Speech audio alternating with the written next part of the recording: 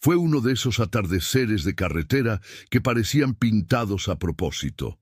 El sol derramaba oro líquido sobre el asfalto, mientras mi camión devoraba kilómetros de esa ruta que conocía como la palma de mi mano.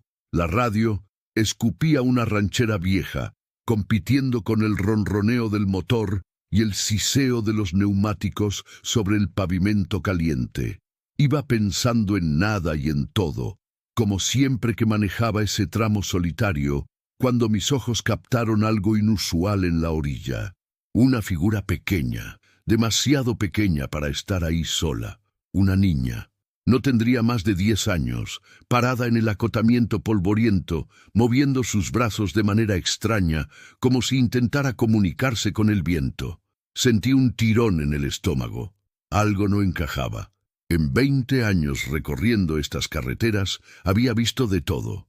Animales atropellados, borrachos pidiendo aventón, hasta accidentes que prefería olvidar.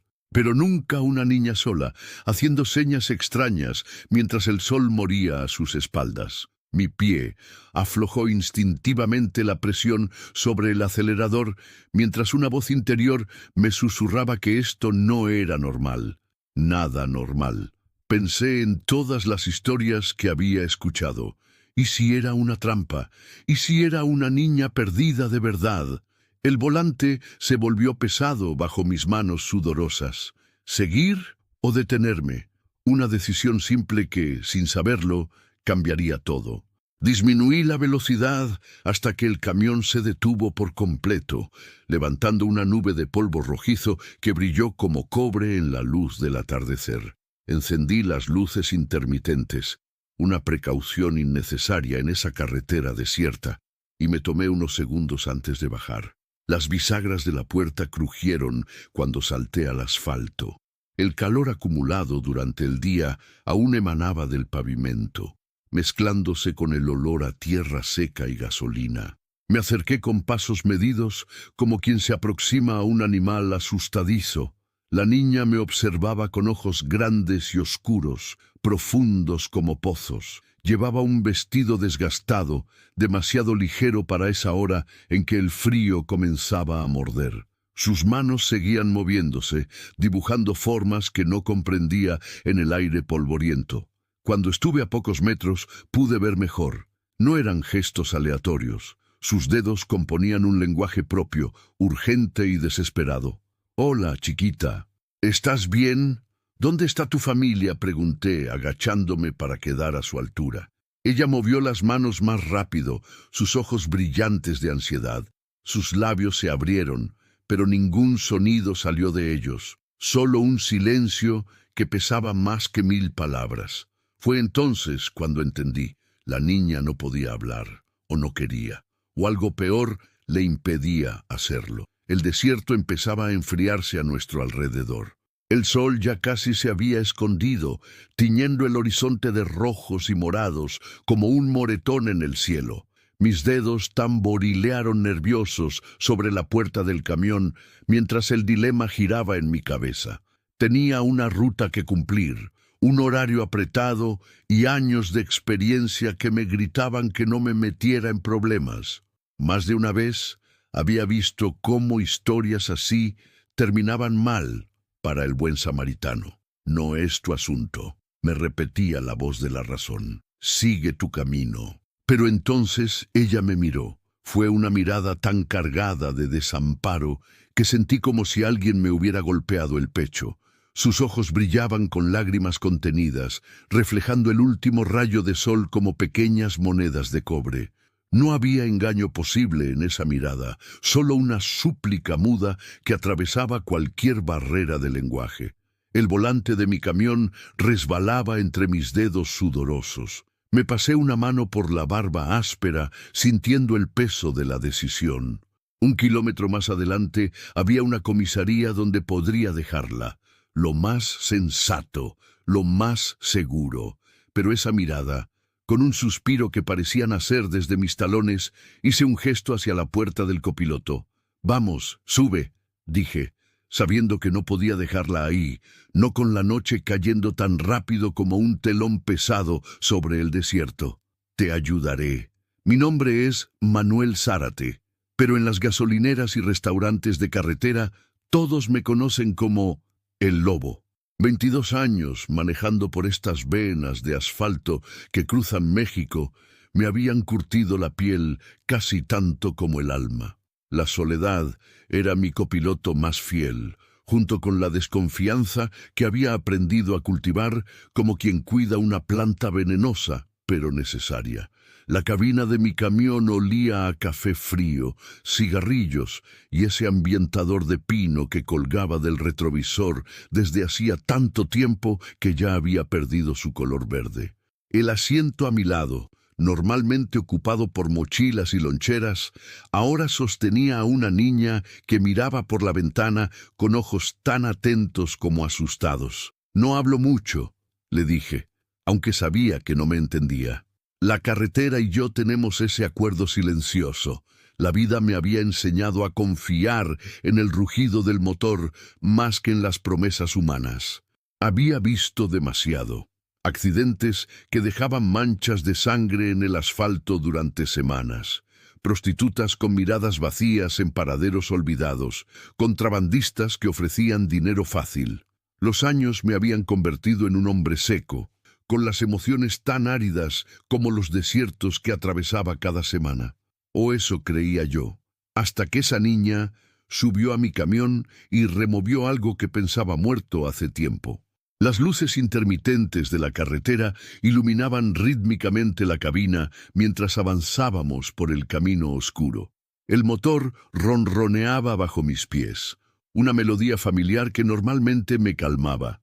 Pero esa noche mi mente vagaba por senderos amargos. Recordé a aquel tipo de Sonora que fingió una avería para luego intentar robarme el camión con una navaja oxidada. La joven madre que me pidió aventón hasta Guadalajara y desapareció en una parada con mi cartera.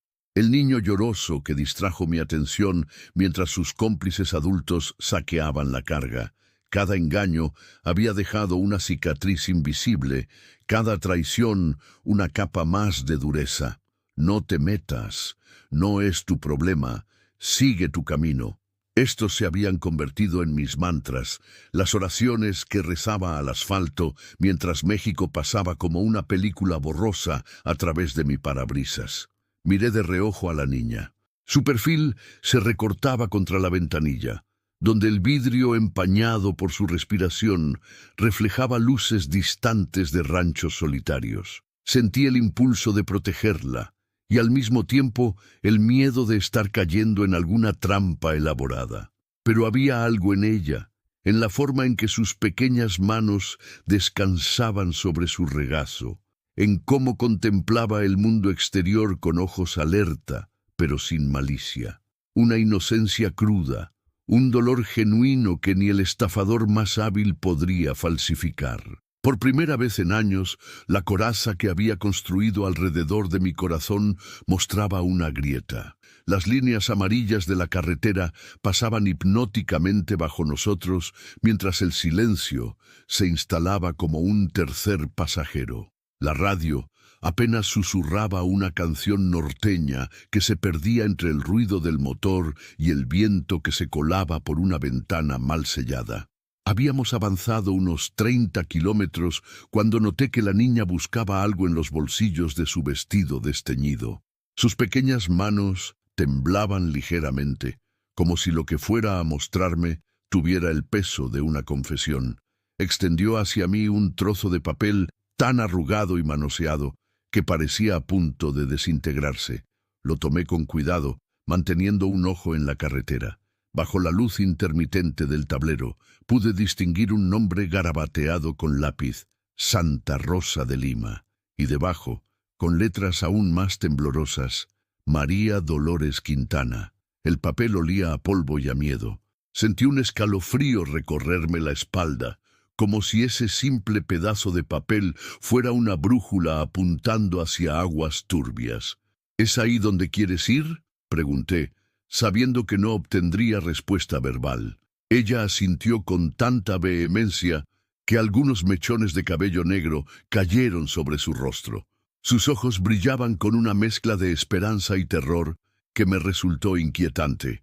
Aquel papel arrugado era más que una dirección, era una puerta hacia lo desconocido que, sin saberlo aún, estaba a punto de atravesar. El camión se deslizaba por la carretera como un barco en un mar de asfalto.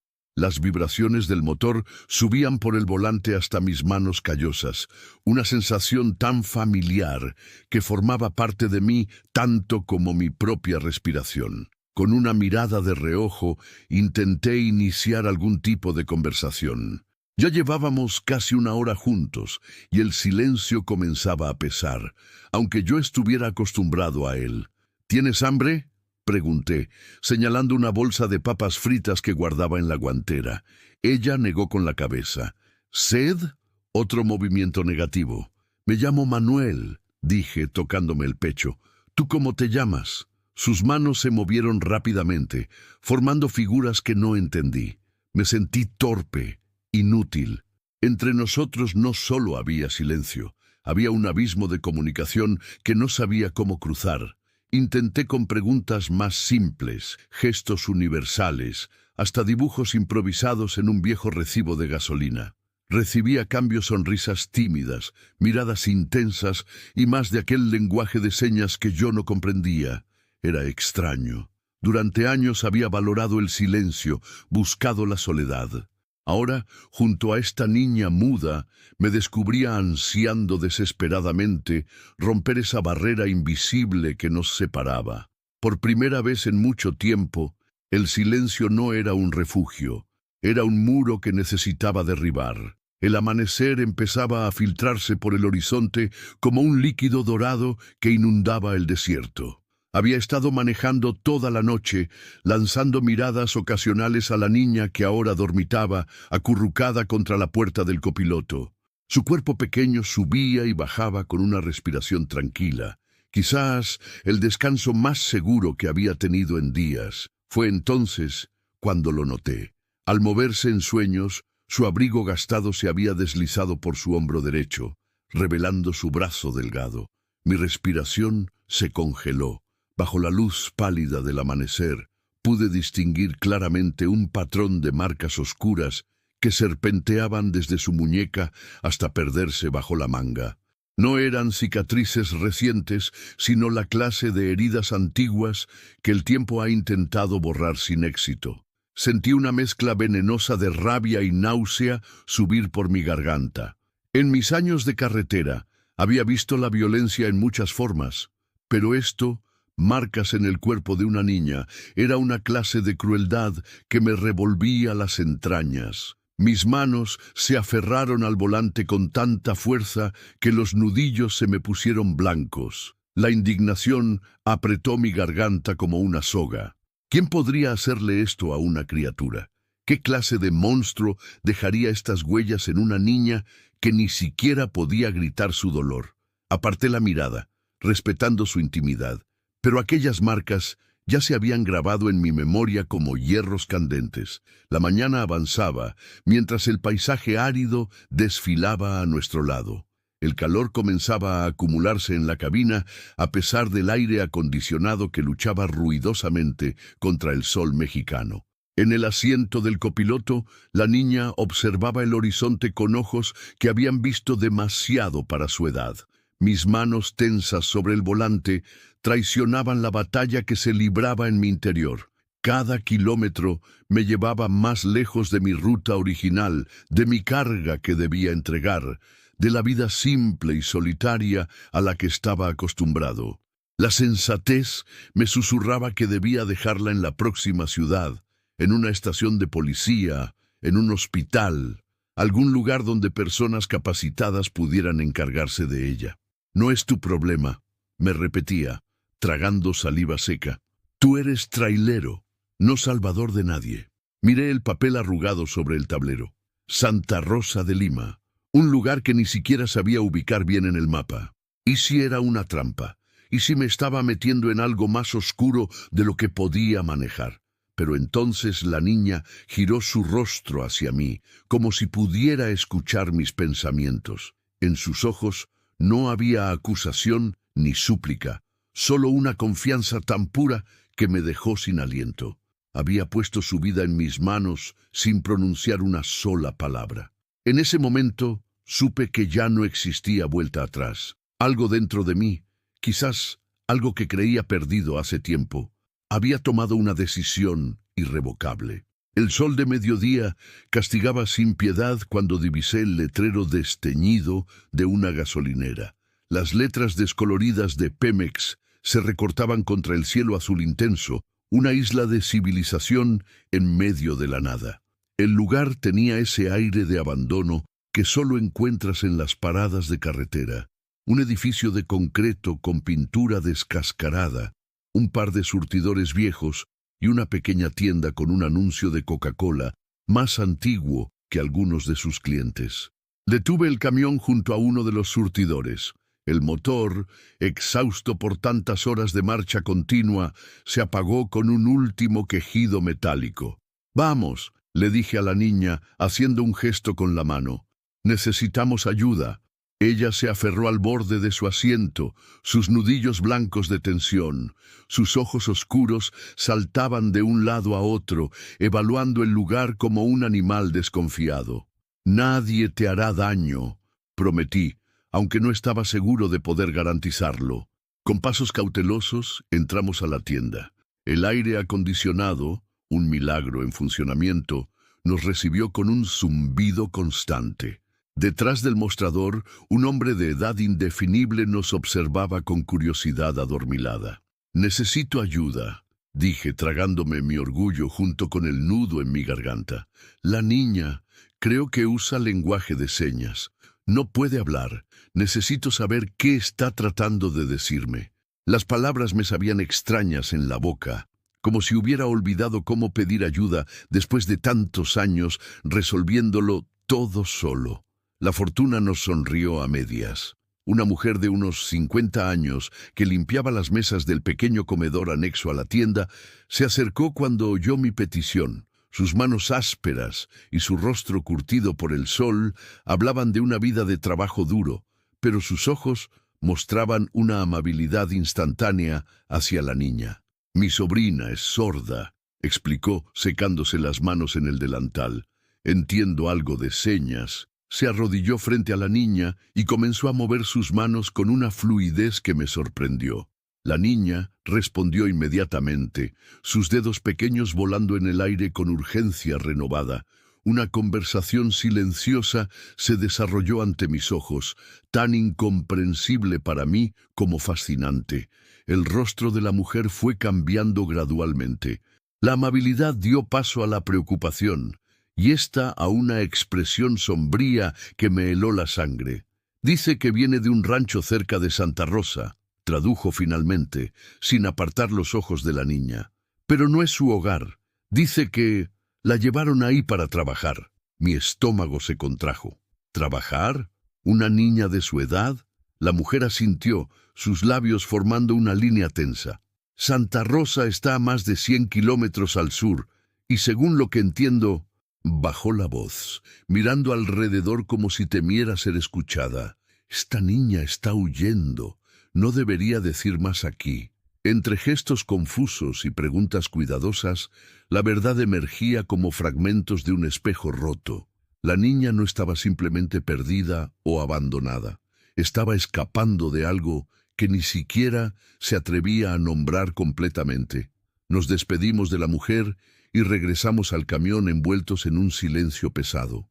El cielo se había teñido de un azul más intenso, casi violento, mientras el calor ondulaba sobre el asfalto, creando espejismos en la distancia.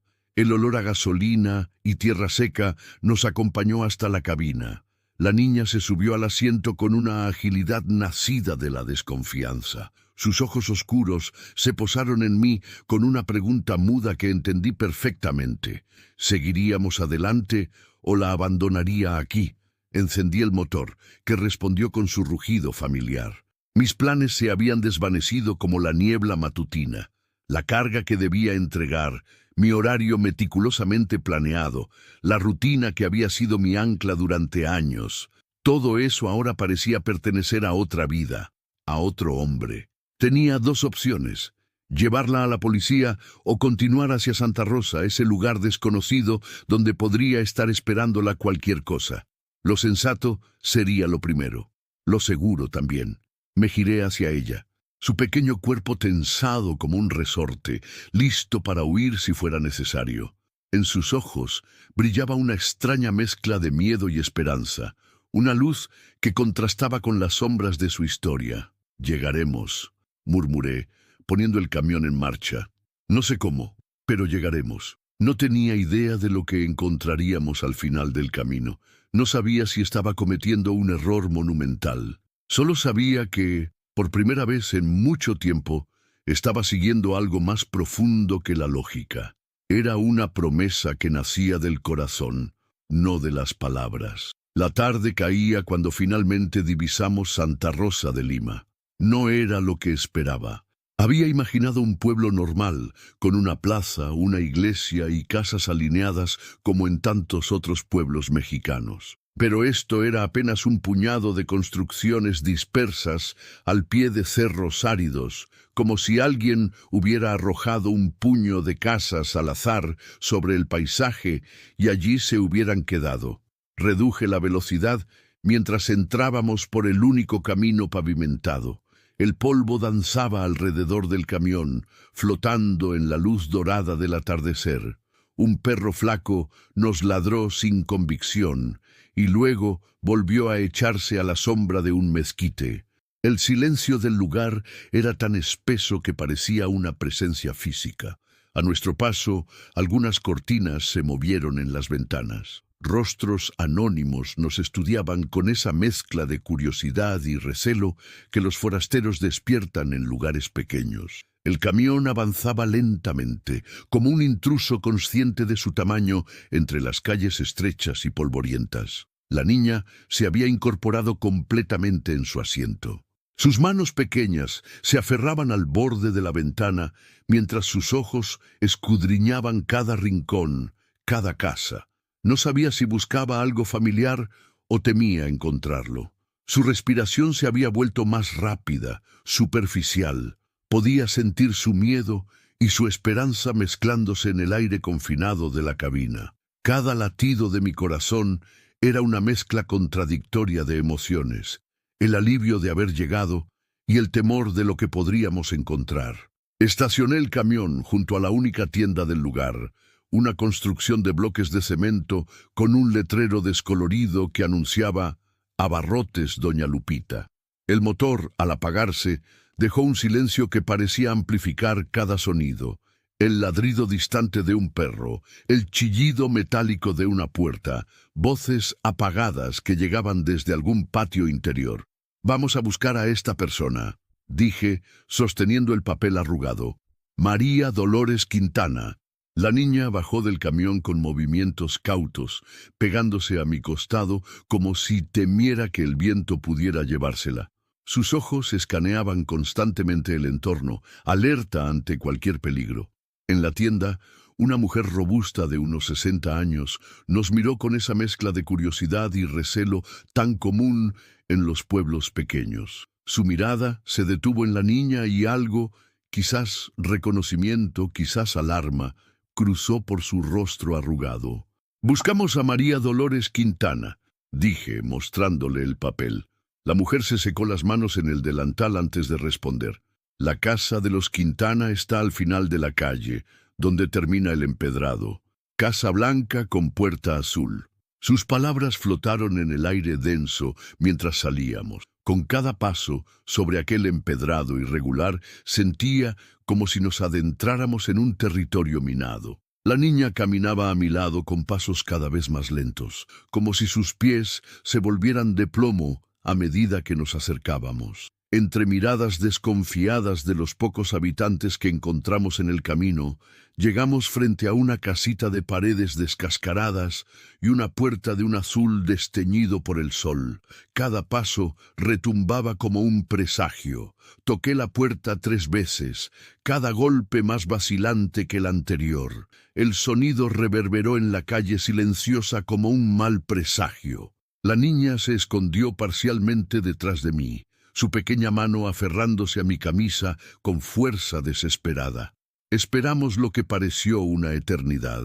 El viento levantaba pequeños remolinos de polvo que bailaban frente a nosotros, mientras el sol comenzaba su descenso final tras los cerros. Cuando estaba a punto de tocar nuevamente, la puerta se abrió con un chirrido lastimero. Una mujer de mediana edad apareció en el umbral. Su rostro, marcado por arrugas prematuras, mostraba signos de una vida difícil.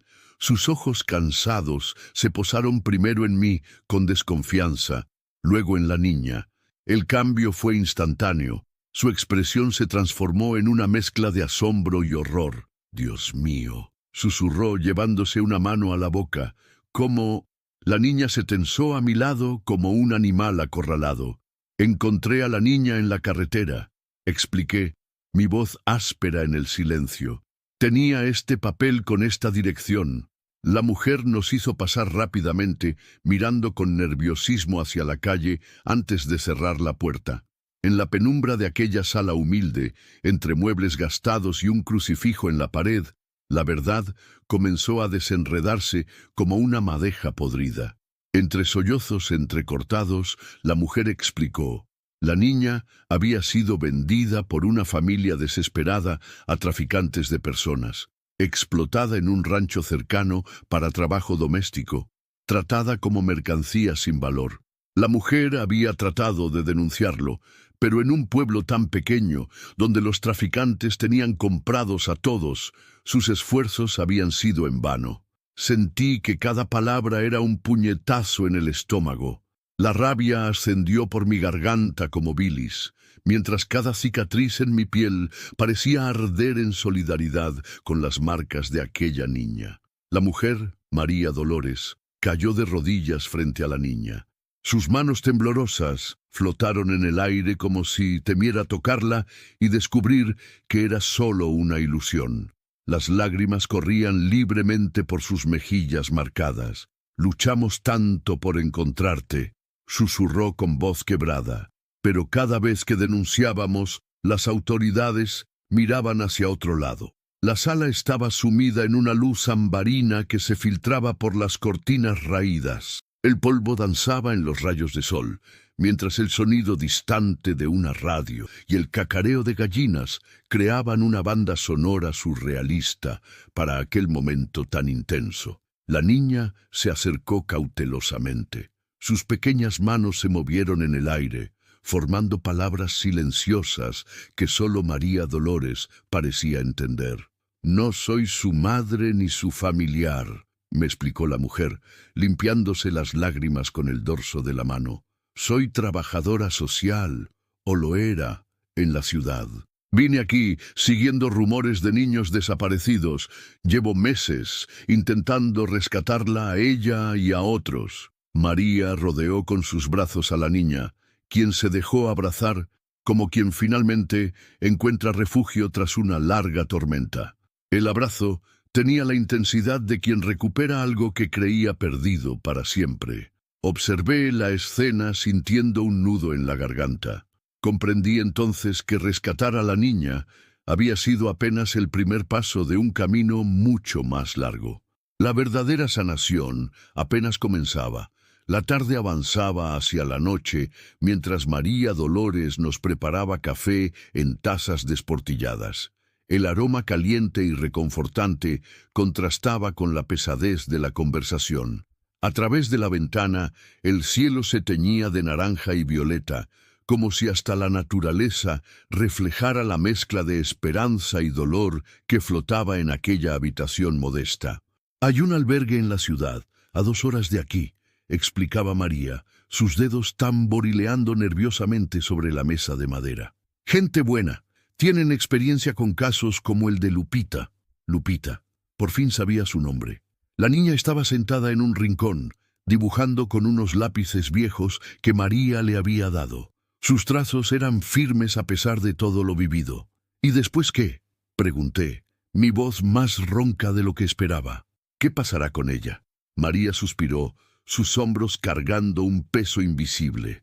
«Proceso de adopción, quizás, o encontrar a su familia original si es posible. El camino legal es complicado y lento. Mientras la mujer se aferraba a Lupita, yo sentí una cadena invisible atándose a mi corazón. No podía simplemente dejarla aquí y continuar mi camino como si nada hubiera pasado. No después de lo que habíamos compartido en silencio durante ese viaje.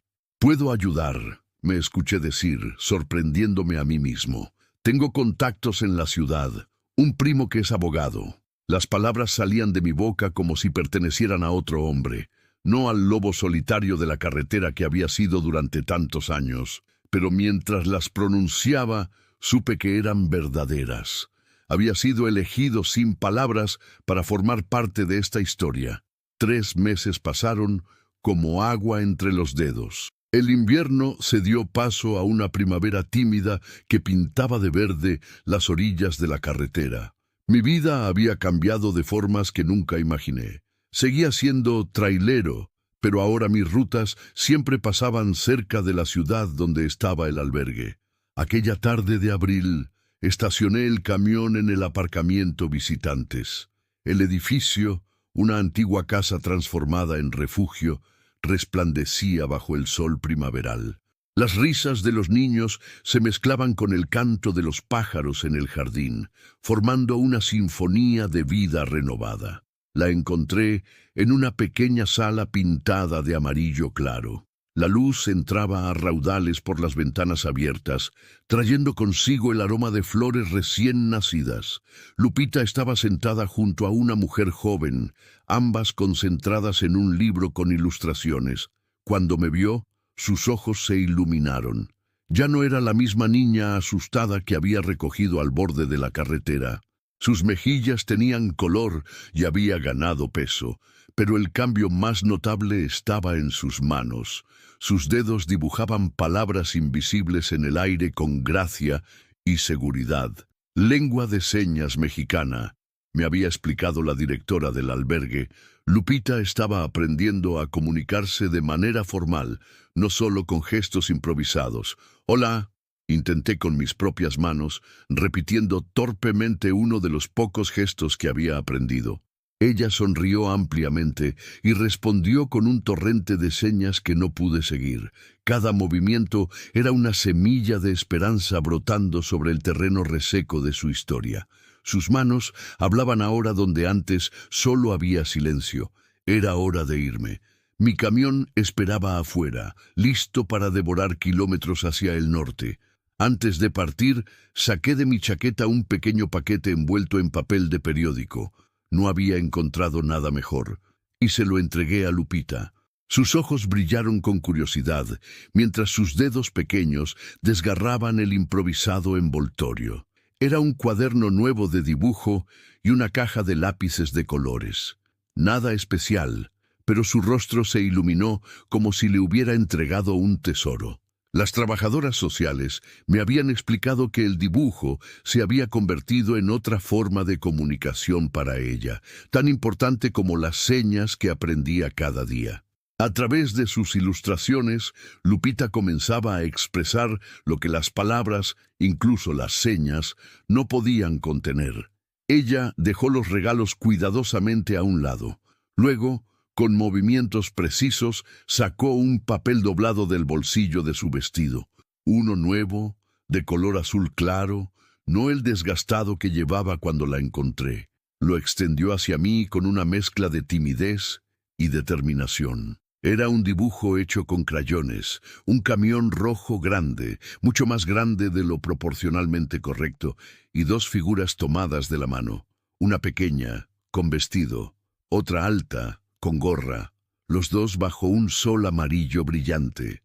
Algo se rompió dentro de mí, algo que llevaba tanto tiempo congelado que había olvidado su existencia. Sentí cómo mi mundo se reordenaba alrededor de ese pedazo de papel, como si las coordenadas de mi vida hubieran cambiado irrevocablemente. Con dedos ásperos de camionero, doblé el dibujo con cuidado y lo guardé en el bolsillo más seguro de mi camisa, justo sobre el corazón. La noche había caído para cuando volví a la carretera. Las estrellas parpadeaban sobre el desierto como millones de testigos silenciosos. El rugido del motor era el mismo de siempre, pero yo no. Algo fundamental había cambiado dentro de mí, como un engranaje que finalmente encuentra su lugar después de años girando en falso. El camino se extendía delante como una cinta negra interminable. Las líneas amarillas del pavimento desaparecían bajo las ruedas a un ritmo hipnótico. Los faros iluminaban apenas unos metros por delante, pero por primera vez en años no me importaba no ver todo el camino. Recordé a Lupita tal como la encontré aquella tarde, una figurita solitaria al borde del asfalto, haciendo señas desesperadas que yo no entendía. Pensé en lo cerca que estuve de seguir de largo, de convertirme en una más de las personas que la habían fallado. El dibujo que me había regalado descansaba sobre mi pecho, ligero como una pluma, pero con el peso de una promesa. En mis 22 años recorriendo estas carreteras había transportado de todo: electrodomésticos, ganado, materiales de construcción, muebles. Nunca imaginé que lo más valioso que llevaría sería la gratitud muda de una niña que me había enseñado a escuchar de nuevo. Mientras el camión se tragaba kilómetros y la luna ascendía sobre los cerros resecos, comprendí una verdad que parecía venir del desierto mismo. Las súplicas más urgentes no se escuchan con los oídos, se sienten en la carne misma del alma, como un llamado que no requiere palabras para ser entendido. Y a veces basta un pequeño desvío en la ruta para cambiar el destino final del viaje.